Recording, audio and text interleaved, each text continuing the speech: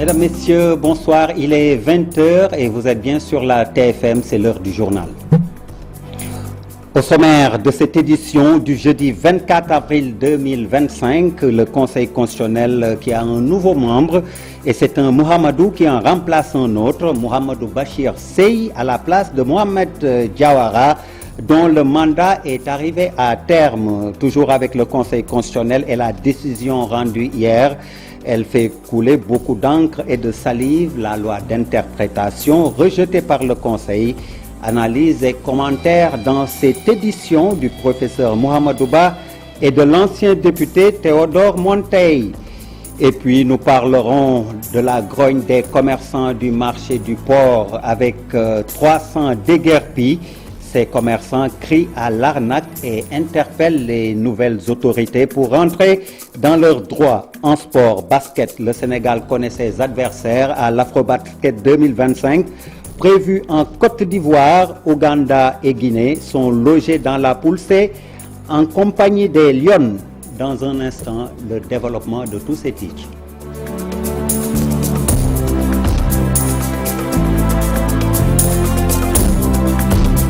Et nous ouvrons avec cette décision du Conseil constitutionnel, la décision de rejeter la loi interprétative 08-2025, décision qui fait couler beaucoup d'encre et de salive. Ce soir, nous proposons les analyses et commentaires d'un enseignant-chercheur et d'un ancien député. Suivons le professeur Mohamedou Ba et Théodore Monteil dans ce reportage signé Tissa Prera. Une décision très attendue. Finalement, le Conseil constitutionnel indique que la loi d'interprétation de la loi d'amnistie est contraire à la Constitution du Sénégal. Une décision qui, selon le professeur Mohamedou Ba, ne surprend guère. Dans le fond aussi, le Conseil a rappelé avec force que, en fait, le Sénégal, a adopté dans sa constitution le principe de la non-rétroactivité des lois pénales plus sévères et puis en principe constitutionnel que toutes les lois inférieures devraient quand même respecter. En outre, le principe a quand même enlevé cette confusion volontairement entretenue autour de la distinction entre une loi initiale et une loi interprétative, sous peine que les deuxièmes ne sont pas du tout, on ne peut pas les déférer devant le Conseil constitutionnel.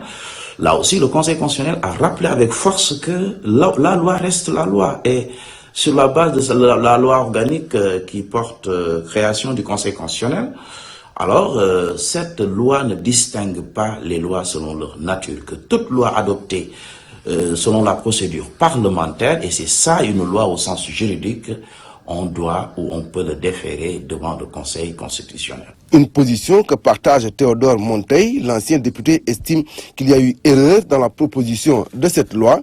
Et plus loin, il rappelle le principe de supériorité des traités et conventions ratifiés par le Sénégal sur les lois internes. La décision du Conseil constitutionnel ne m'a pas surpris parce que quand vous regardez dans le fond, il y a une véritable faute de rédaction à l'article 1 de la loi interprétative. Il est mentionné de façon explicite que si des crimes sont commis dans une manifestation politique ou dans l'expression des libertés publiques, c'est couvert par l'amnistie. Or, la Constitution sénégalaise ayant le Sénégal ayant ratifié et approuvé les dispositions relatives aux droits de l'homme, toutes les dispositions relatives aux droits de l'homme, celles des Nations Unies, de l'Union africaine, bien sûr, elle ayant inscrit dans sa Constitution, ne peut pas accepter qu'une loi de ce genre puisse passer. Donc, c'est pour cela que le Conseil constitutionnel a considéré que ces dispositions de la loi interprétative n'étaient pas conformes à la Constitution. Pour rappel, cette loi qualifiée de loi d'interprétation visait à encadrer et à qualifier les modalités d'application de la récente amnistie générale. Restons Tissa Prera avec cette décision du Conseil constitutionnel et la réaction du député non inscrit Adama Diallo. Il se dit pas du tout surpris et rappelle qu'il avait averti ses collègues députés de la majorité. Adama Diallo est interrogé par Alassane Ba. Nous l'avions dit dans nos propos lors de la séance plénière du 2 avril passé. que cette loi interprétative était anticonstitutionnelle.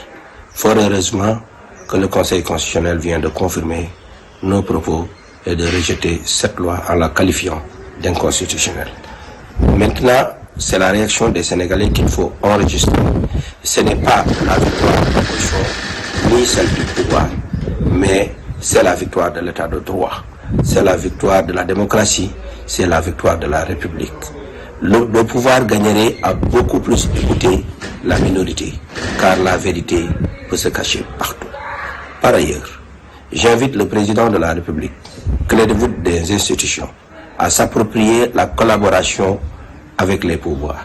Car au Sénégal, on n'a pas une séparation rigide des pouvoirs, on a une séparation souple des pouvoirs qui permet une collaboration.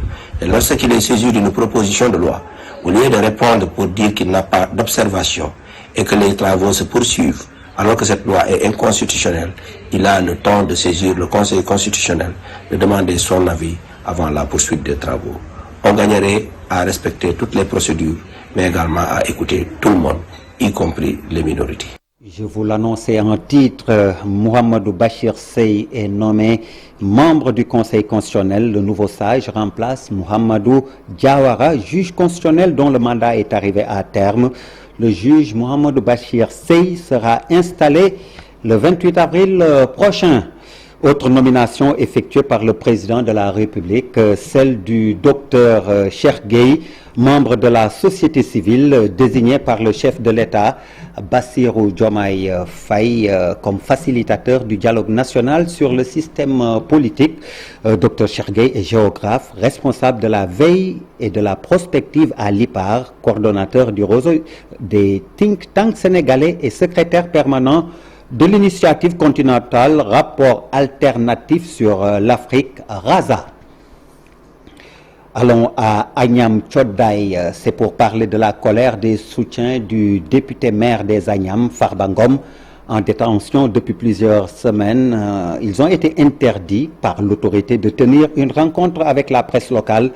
Ali Bandelnian pour des précisions.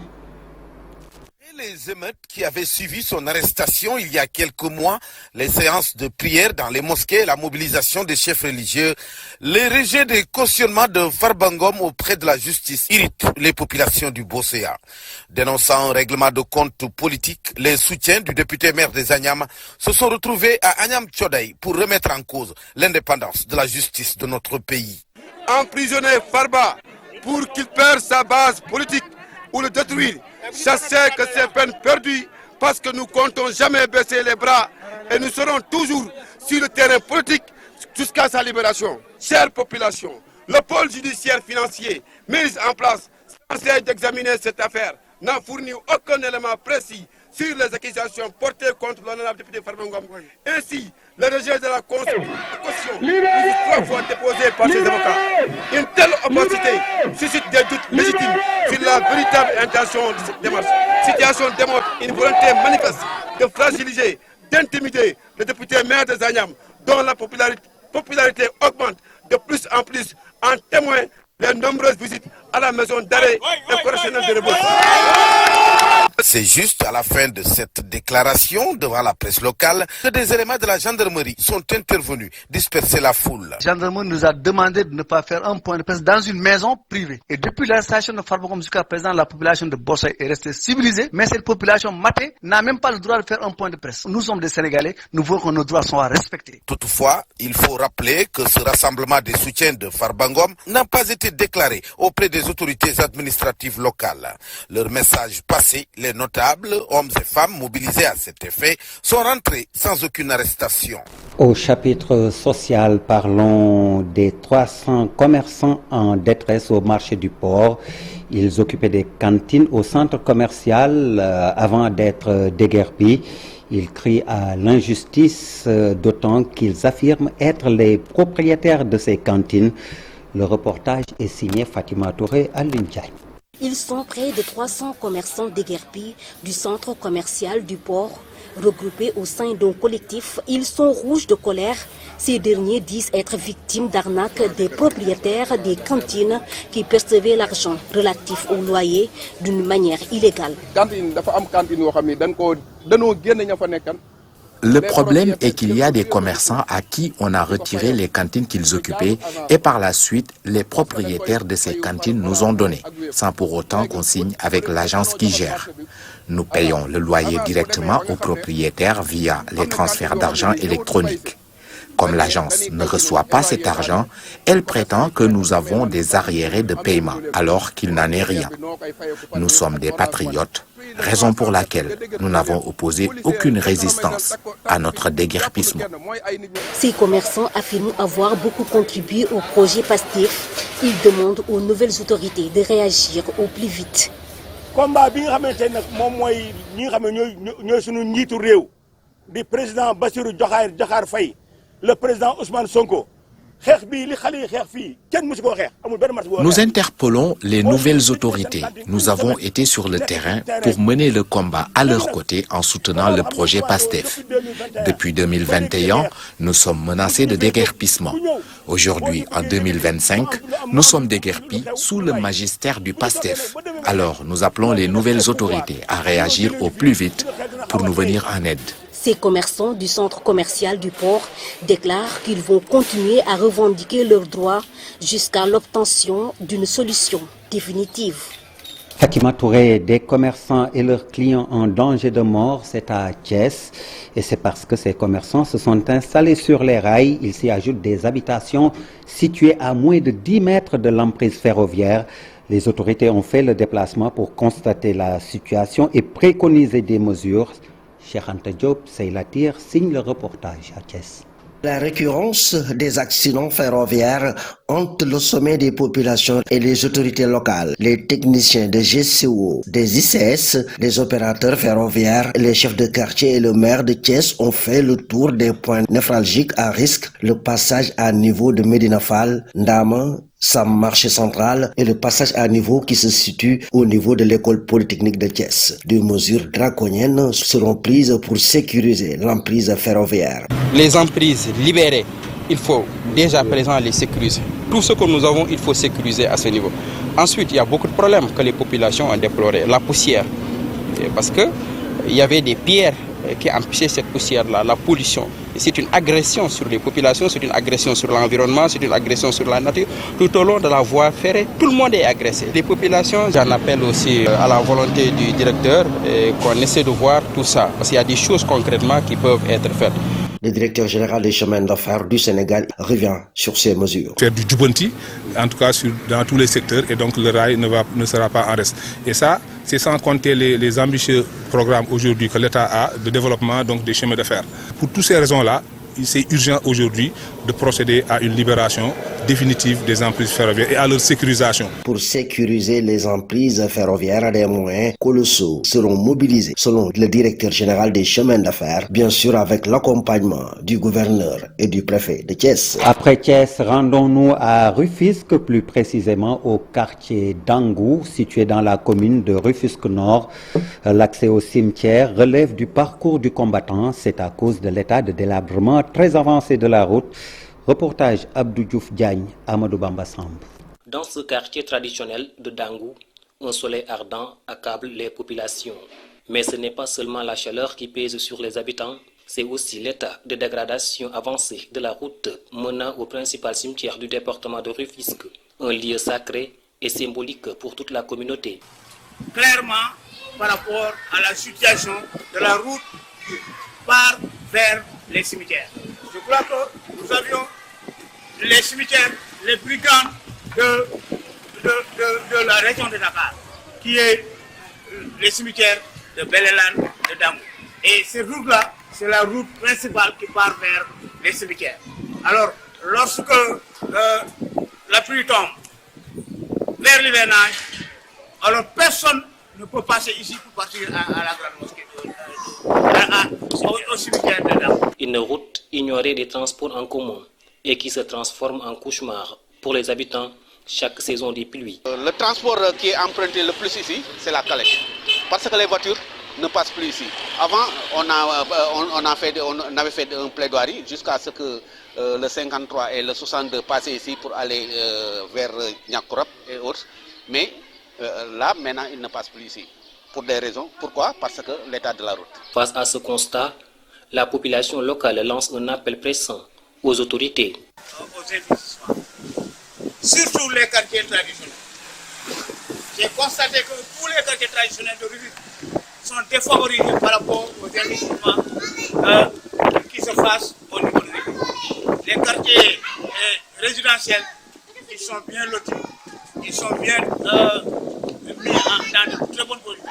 Mais nous, les quartiers traditionnels, nous sommes défavorisés. En attendant une réponse concrète, les habitants continuent de marcher, dignes mais fatigués, sur ce chemin abîmé, porteur de mémoire et d'espoir.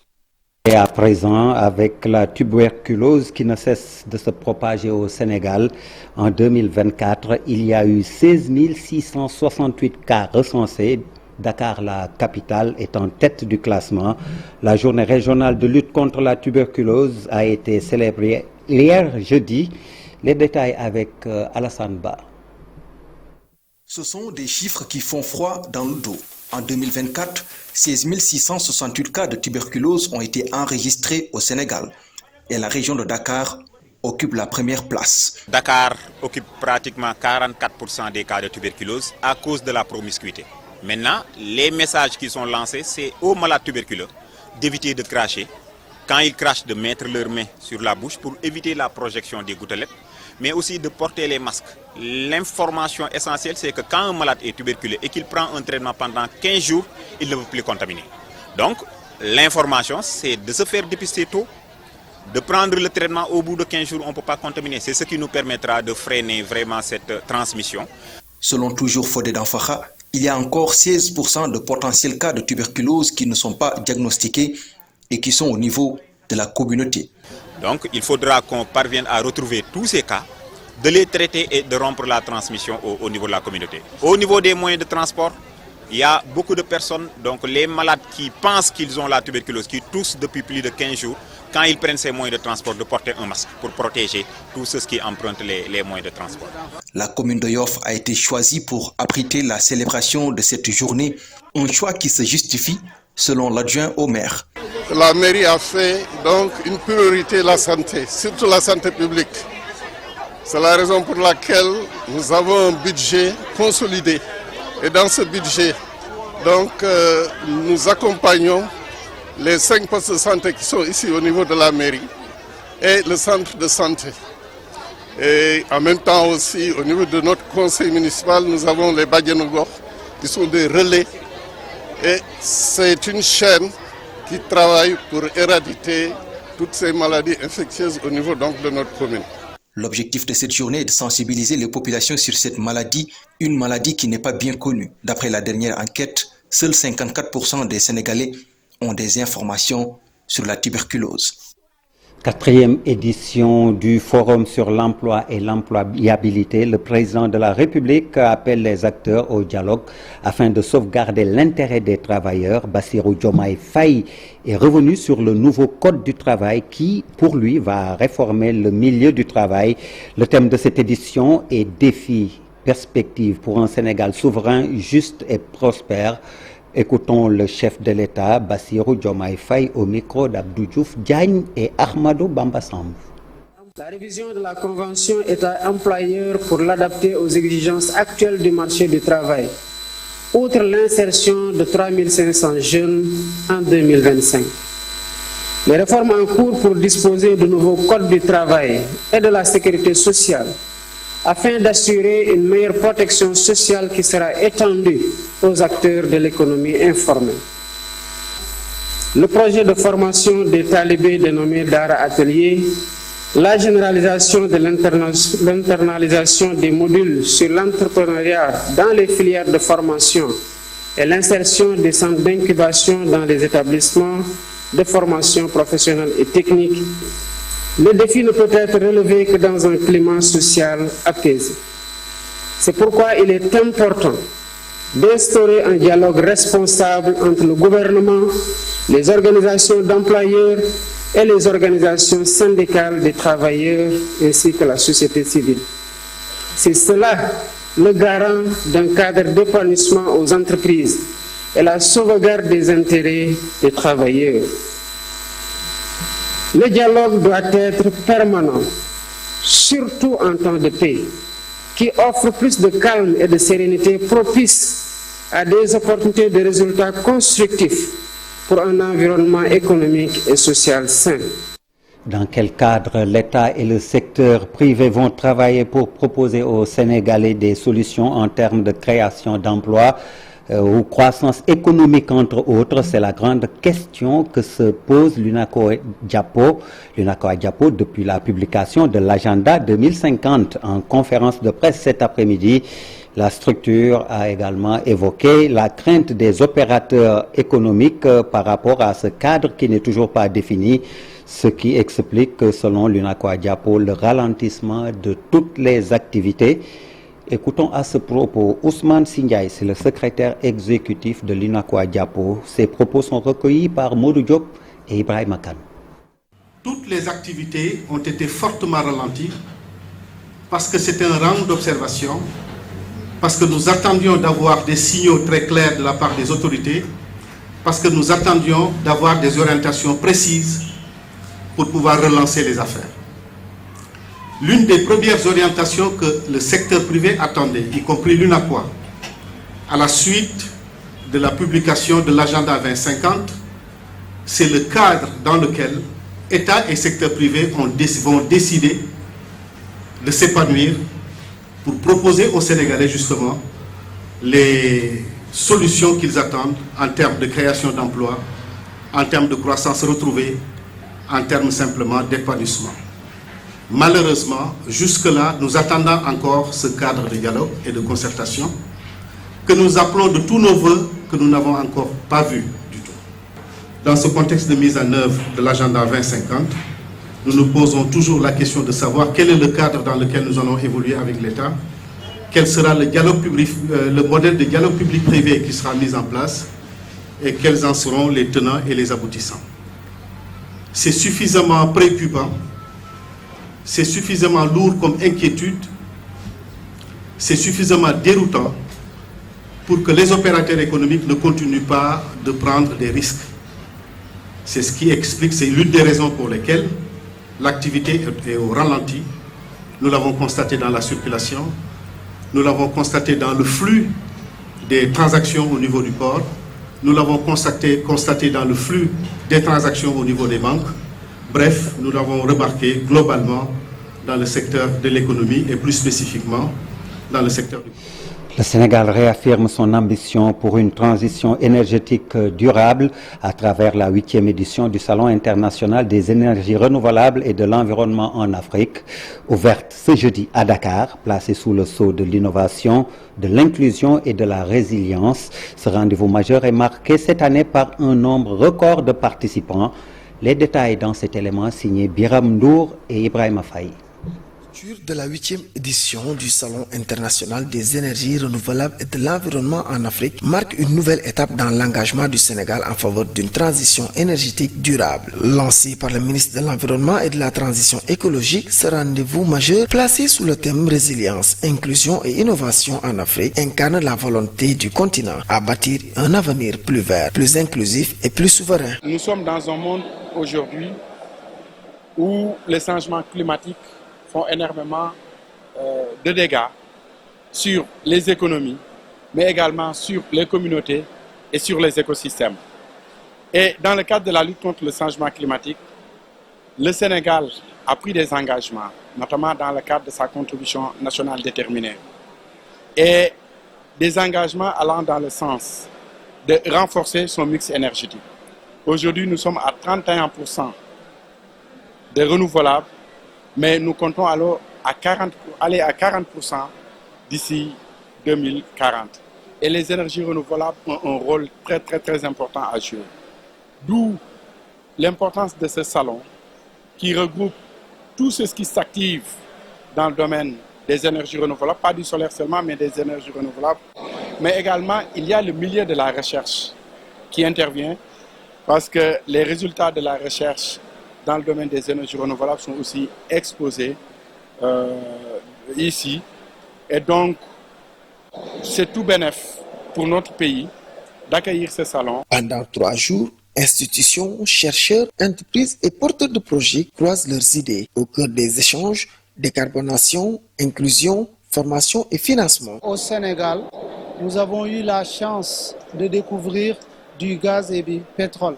Mais en plus de cela, nous sommes un pays que le bon Dieu nous a doté d'énergie telles que le soleil, le vent, mais aussi l'hydroélectricité. Et malheureusement, les énergies fossiles ont un impact néfaste sur l'environnement. Et l'idée, c'est comment combiner ces deux sources-là, de sorte que, avec ce que nous voulons dans le cadre de la vision 2050, développer ce pays de manière équitable, juste et de manière compétitive. Et pour cela, nous avons pensé que promouvoir, sensibiliser, développer les énergies renouvelables fait partie de l'une de nos priorités.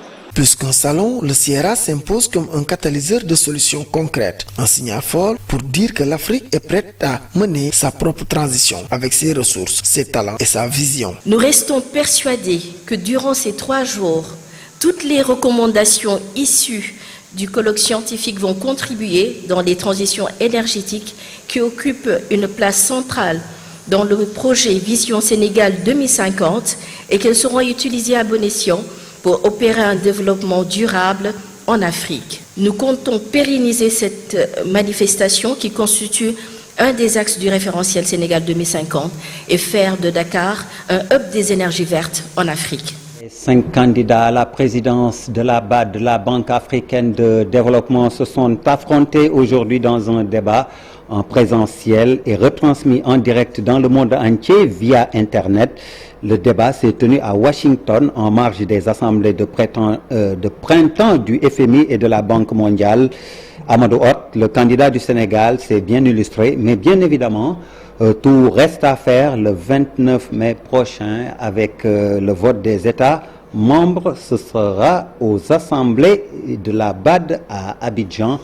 Abdoulaye Cissé a suivi pour nous ce débat. Reportage. Pour un coup de maître, c'en est un, de réussir un débat inédit, de mettre les 5 candidats à la présidence de la BAD sur un même panel. Et c'est au crédit de The Global Economy and Development de Brookings, mais il faut dire que les assemblées du printemps du FMI et de la Banque mondiale ont offert le prétexte de les avoir tous au même moment et au même endroit. Et c'est dans une salle sommairement apprêtée que les 5 candidats se sont affrontés. Que dis-je? Ils se sont prêtés à la conversation avec le modérateur Brahim Koulibaly, vice-président du programme. Les règles fixées, le tirage au sort a donné l'ordre de prise de parole. Et comme un signe, c'est la seule femme candidate qui ouvre les débats. Choisi Sabalala, ancienne vice-présidente de la BAD sud-africaine, a misé sur son expérience et sa connaissance de la banque. Ensuite, c'est à Amadou Hott, qui ne se présente officiellement qu'en tant qu'ancien ministre de l'économie, du plan et de la coopération de son pays, le Sénégal, de prendre la parole. Et Dieu sait s'il pouvait valablement revendiquer son pedigree et sa connaissance de la banque, puisqu'il en était envoyé spécial du président en charge des infrastructures vertes. Hott a surtout mis en avant son supplément d'âme dans les soft skills et son leadership, toutes choses qu'il a développées à force d'abnégation et de travail. Hott a presque dérouté et fait déjouer ses concurrents. Samuel Membo, à la suite, est resté l'économiste en chef de la Banque mondiale à grand renfort de chiffres et de concepts. Le Tchadien Abbas Mohamed Toli a presque déçu d'avoir opté de parler en français, de dérouter l'auditoire. C'était carrément laborieux. Et dernier candidat à prendre la parole, le Mauritanien Sidou Ould Tah, ancien président de la BADEA, pragmatique, il est vrai, limite terre à terre dans ses réponses, mais il a exposé des limites dans la langue de travail de la finance internationale. C'est chrono en main que le modérateur a conduit le débat. On peut regretter qu'il n'y ait pas eu de joute directe entre candidats. La formule était peut-être adaptée pour certains qui n'étaient pas là pour débattre, mais pour décliner leurs visions.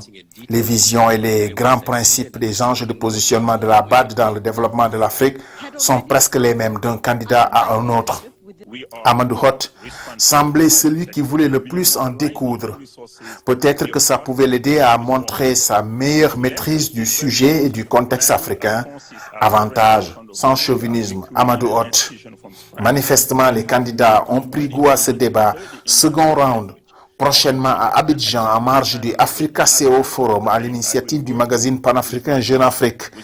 Bien malin qui peut dire si les débats vont avoir une influence sur le choix des États. Mais dans tous les cas, mieux vaut faire bonne figure au risque de ruiner ses chances. La page des sports pour terminer avec le tirage au sort de l'Afro-Basket Côte d'Ivoire 2025. Le Sénégal hérite de l'Ouganda et de la Guinée dans la poule C.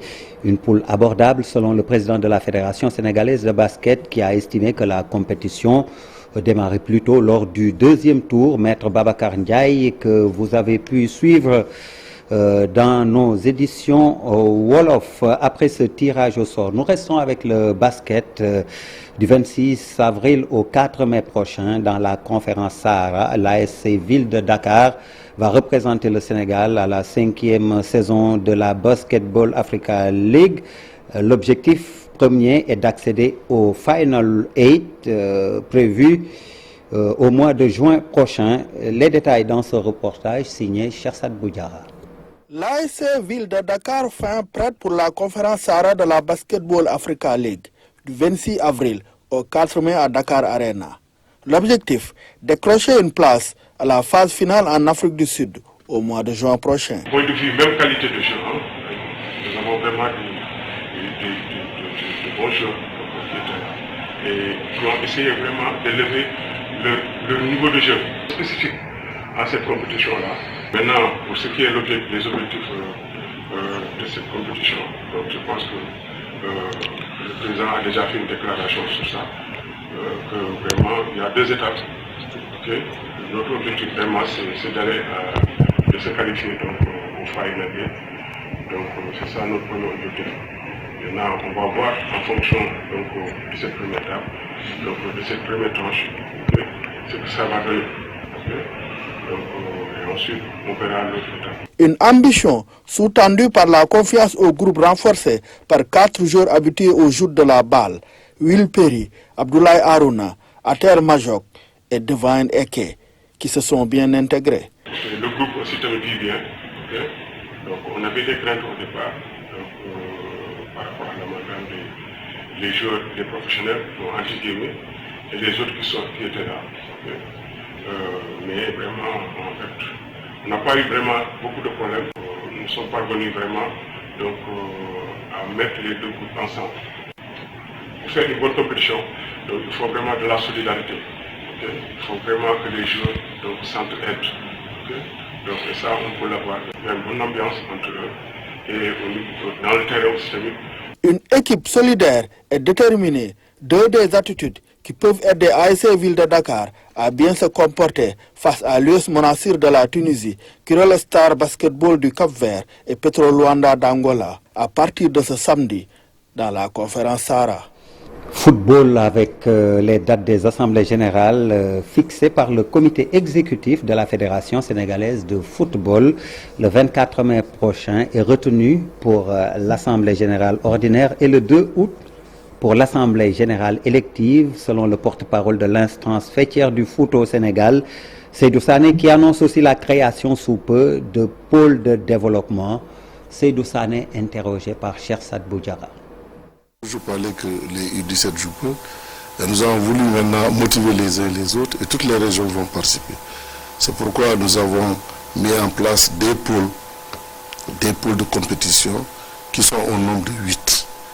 À côté de ces pôles de compétition, nous avons acté la création de 6 pôles de développement, comme le suggère d'ailleurs la FIFA, en prenant le Sénégal comme un pays pilote. Donc nous serons le laboratoire pour montrer combien de fois il est important de créer des pôles de développement pour pousser davantage le développement du football. L'Assemblée générale ordinaire, il faut rappeler que la date qui a été retenue est le 24 mai.